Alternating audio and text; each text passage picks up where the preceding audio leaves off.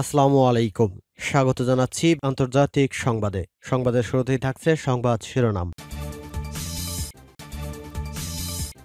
দখলদার ইসরায়েলি বাহিনী এবং ইরান পুরোদমে যুদ্ধ চলছে, জানিয়ে দিব হাতে থাকা সর্বশেষ আপডেট আন্তর্জাতিক সংবাদ। প্রথমেই সংবাদ শিরোনাম। ফের পারমাণবিক যুদ্ধের হুমকি উত্তর কোরিয়ার। এরপর জানিয়ে দিব ইসরায়েলের প্রেসিডেন্টকে আকাশসীমা ব্যবহার করতে দেয়নি তুরস্ক। এদিকে পুতিনকে ইউরোপীয় ইউনিয়নের কড়া বার্তা। এরপর জানিয়ে দিব গাজায় নিহতের সংখ্যা 40,000 ছাড়ালো। আরো জানিয়ে দিব ট্রাম্পের ফেরার আগে ইউক্রেনের রুশ মার্কিন স্বার্থের লড়াই। সর্বশেষ জানিয়ে দিব পিটিআইয়ের বিক্ষোভ ঠেকাতে সরকারের তোড়জোড়। এতক্ষণ শুনছিলেন সংবাদ শিরোনাম, এবারে বিস্তারিত। তবে অনুরোধ থাকবে ভিডিওটিতে একটি লাইক করবেন এবং কমেন্ট করে জানিয়ে দিবেন কোন জেলা থেকে আপনি আমাদের এই ভিডিওটি দেখছেন। ফের পারমাণবিক যুদ্ধের হুমকি উত্তর কোরিয়ার। আবারও দক্ষিণ কোরিয়া ও যুক্তরাষ্ট্র সহ শত্রুদের পারমাণবিক যুদ্ধের হুমকি দিলেন উত্তর কোরিয়ার নেতা কিম জং উন। তিনি কোরীয় উপদ্বীপে উত্তেজনা ও উস্কানি বৃদ্ধির জন্য যুক্তরাষ্ট্রকে অভিযুক্ত করেছেন। কিম বলেছেন, কোরীয় উপদ্বীপ কখনো এতটা বিপজ্জনক পারমাণবিক যুদ্ধের ঝুঁকির সম্মুখীন হয়নি। উত্তর কোরিয়ার রাষ্ট্রীয় সংবাদ মাধ্যম KCNA শুক্রবার এক প্রতিবেদনে এ তথ্য জানিয়েছে। কিম জং উন আরো বলেন, আগে থেকেই বারবার স্পষ্ট হয়েছে ওয়াশিংটনের আক্রমণাত্মক ও শত্রুতাপূর্ণ নীতির। তাদের কারণে কোরীয় উপদ্বীপের দ্বন্দ্ব ধ্বংসাত্মক থার্মোনিউক্লিয়ার যুদ্ধে রূপ নিতে পারে। এর আগে পিয়ংইয়ং এর ভূখণ্ডে দক্ষিণ কোরিয়া এবং তার মিত্র যুক্তরাষ্ট্র আক্রমণ করলে উত্তর কোরীয় বাহিনী বিনা দ্বিধায় পারমাণবিক অস্ত্র ব্যবহার করবে বলে হুমকি দিয়েছিলেন কিম জং উন। গেল অক্টোবরে যুক্তরাষ্ট্রকে তিনি এ হুঁশিয়ারি দেন। তিনি বলেছিলেন, শত্রুরা যদি আমাদের সার্বভৌমত্বে আঘাত করে, সশস্ত্র বাহিনী ব্যবহার করার চেষ্টা করে, আমরা পারমাণবিক অস্ত্রসহ সব আক্রমণাত্মক শক্তি বিনা দ্বিধায় ব্যবহার করব। ইসরায়েলের প্রেসিডেন্টকে আকাশসীমা ব্যবহার করতে দেয়নি তুরস্ক। গাজায় ইসরায়েলি হামলার পর দেশটির বিরুদ্ধে নানা হুঙ্কার দিয়ে আসছে তুরস্কের প্রেসিডেন্ট রিসেপ তাইপ এরদোগান। দেশটি ইসরায়েলের সঙ্গে বাণিজ্যিক সম্পর্ক স্থগিত করেছে।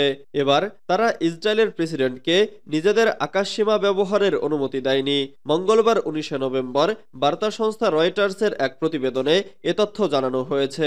এরদোগান বলেন, ইসরায়েলের প্রেসিডেন্ট আইজাক হারজোগকে তুরস্ক তাদের আকাশসীমা ব্যবহারের অনুমতি দেয়নি। তিনি তুরস্কের আকাশসীমা ব্যবহার করে কপ সম্মেলনে যোগ দিতে চেয়েছিলেন। তুরস্ক ও ইসরায়েলের মধ্যকার টানপড়নের মধ্যে এমন সিদ্ধান্ত নিয়েছে দেশটি। ব্রাজিলে G20 সম্মেলনে তিনি সাংবাদিকদের বলেন, কপ সম্মেলনে যোগ দিতে ইসরায়েলের প্রেসিডেন্টকে আমরা আমাদের আকাশসীমা ব্যবহার করতে দেইনি। আমরা তাদের বিকল্প রুট আর উপায় খোঁজার কথা বলেছি। প্রতিবেদনে বলা হয়েছে, আজারবাইজানে অনুষ্ঠিত কপ সম্মেলনে যোগ দেননি ইসরায়েলের প্রেসিডেন্ট। ইসরায়েলের প্রেসিডেন্ট বলেন, পরিস্থিতির মূল্যায়নের আলোকে এবং নিরাপত্তার কারণে আজারবাইজানে জলবায়ু সম্মেলনে সফর বাতিল করার সিদ্ধান্ত নিয়েছেন তিনি। পুতিনকে ইউরোপীয় ইউনিয়নের কড়া বার্তা। ইউরোপীয় ইউনিয়ন বলেছে, রাশিয়া যদি ইউক্রেনে আন্তঃমহাদেশীয় ব্যালিস্টিক ক্ষেপণাস্ত্র নিক্ষেপ করে তবে তা স্পষ্ট উত্তেজনা বৃদ্ধির ইঙ্গিত। ফলে যুদ্ধ ছড়ানোর উস্কানি রাশিয়ার প্রেসিডেন্ট ভ্লাদিমির পুতিনের কাছ থেকেই আসছে বলে ধরে নেবে ইইউ। বৃহস্পতিবার 21 নভেম্বর সকালে ইউক্রেনে ক্ষেপণাস্ত্র হামলার পর ইউরোপীয় ইউনিয়ন থেকে এ মন্তব্য এলো। ইরানের বিমান বাহিনী বলেছে, রাশিয়া আজ ভোরে অস্ট্রখান অঞ্চল থেকে একটি আন্তঃমহাদেশীয় ব্যালিস্টিক ক্ষেপণাস্ত্র নিক্ষেপ করে। একই সঙ্গে একই লক্ষ্যে বিভিন্ন ধরনের ক্ষেপণাস্ত্র ছুড়ে তারা। ইউক্রেনের ডিনিপ্র অঞ্চল লক্ষ্য করে রাশিয়া এ হামলা চালায়। ইইউ বলেছে, তারা এখনো ICBM ব্যবহার করা নিয়ে নিশ্চিত নয়। ইউক্রেনের দাবি খতিয়ে দেখেছে তারা। সংবাদ মাধ্যমে প্রকাশিত প্রতিবেদনে যাচাইয়ের সঙ্গে বিভিন্ন তথ্য মূল্যায়ন করা হচ্ছে। এছাড়া ইইউ তাদের নিজস্ব সামরিক তথ্য বিশ্লেষণ করছে। ইইউর পররাষ্ট্র বিষয়ক মুখপাত্র পিটার স্ট্যানো সাংবাদিকদের বলেছেন, এই ধরনের অস্ত্র দিয়ে হামলা যুদ্ধে পরিমাণগত এবং গুণগত পরিবর্তনকে প্রতিনিধিত্ব করবে। যদিও আমরা সম্পূর্ণ তথ্যের মূল্যায়ন করছি, তবে এটি সত্য হলে এটা স্পষ্ট এক ধরনের আক্রমণ, যা পুতিনের পক্ষ থেকে আরেকটি সুস্পষ্ট উত্তেজনা বৃদ্ধির ধারা হিসেবে চিহ্নিত হবে। গাজায় নিহতের সংখ্যা ৪৪,০০০ ছাড়ালো। ইসরায়েল এবং হামাসের মধ্যে চলা ১৩ মাসের যুদ্ধে গাজা উপত্যকায় নিহতের সংখ্যা ৪৪,০০০ ছাড়িয়েছে। বৃহস্পতিবার ২১শে নভেম্বর স্থানীয় স্বাস্থ্য কর্মকর্তারা অ্যাসোসিয়েটেড প্রেসকে এ তথ্য নিশ্চিত করেছেন। গাজার স্বাস্থ্য মন্ত্রণালয় জানিয়েছে তারা নিহত বেসামরিক এবং হামাস যোদ্ধাদের তালিকা পৃথকভাবে করেন না। তবে তারা বলেছে নিহতদের অর্ধেকের বেশি নারী ও শিশু। ইসরায়েলি সামরিক বাহিনী বলেছে তারা ১৭,০০০-এর বেশি জঙ্গিকে হত্যা করেছে, তবে এর সপক্ষে কোনো বিশ্বাসযোগ্য প্রমাণ নেই। স্বাস্থ্য মন্ত্রণালয় জানিয়েছে যুদ্ধ শুরু হওয়ার পর থেকে ৪০,০৫৬ জন নিহত এবং ১,০৪,২৬৮ জন আহত হয়েছেন। প্রকৃত সংখ্যা আরও বেশি, কারণ ধ্বংসস্তূপের নিচে বা চিকিৎসকরা যেতে পারেনি এমন জায়গায় হাজার হাজার মৃতদেহ চাপা পড়েছে। মূলত হামাস যোদ্ধারাই এ যুদ্ধ শুরু করে। তারা গত বছরের ৭ অক্টোবর দক্ষিণ ইসরায়েলে হামলা চালায়, তখন প্রায় ১,২০০ জনকে হত্যা করে, যাদের বেশিরভাগই বেসামরিক নাগরিক ছিলেন। এর চেয়ে জঘন্য কাজটা ছিল ২৫০ জন নিরাপদ মানুষকে অপহরণ করে গাজায় নিয়ে আসা। প্রায় ১০০ জিম্মি এখনও গাজার ভিতরে রয়েছেন। তাদের মধ্যে কতজন বেঁচে আছেন তা নিশ্চিত নয়। এদিকে লেবাননে হামলা অব্যাহত রেখেছে ইসরায়েলি বাহিনী। সেখানে নিহতের সংখ্যা ৩,৫৮০ জনে পৌঁছেছে।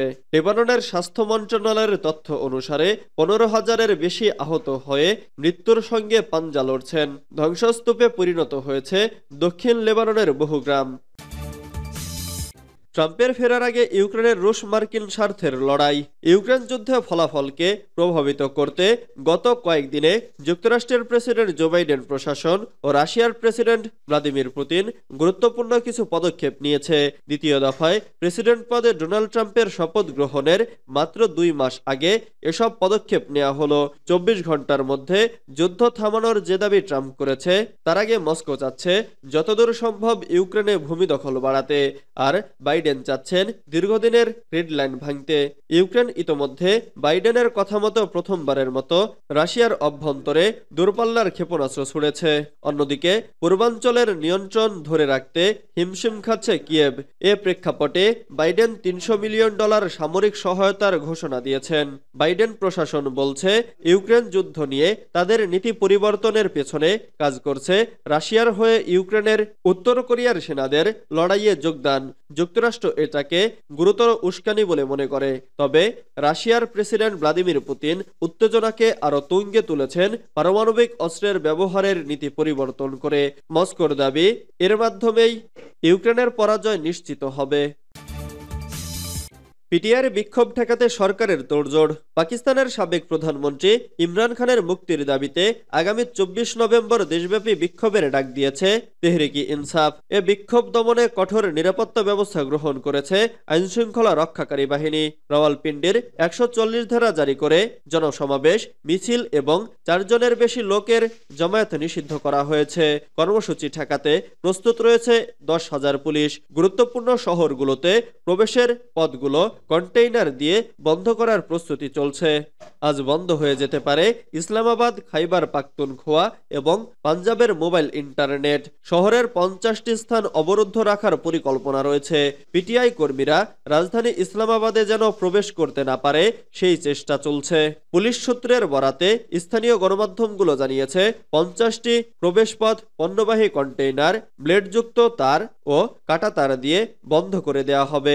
বিপুল সংখ্যক পুলিশ সদস্য ও এলিট ফোর্স মোতায়েন থাকবে। কেবল পুলিশ প্রস্তুত নয়, বাহিনীর টিয়ার গ্যাস, রাবার বুলেট ও দাঙ্গা নিয়ন্ত্রণের সরঞ্জাম সরবরাহ করা হয়েছে। এছাড়া সব কর্মকর্তার ছুটি বাতিল করা হয়েছে।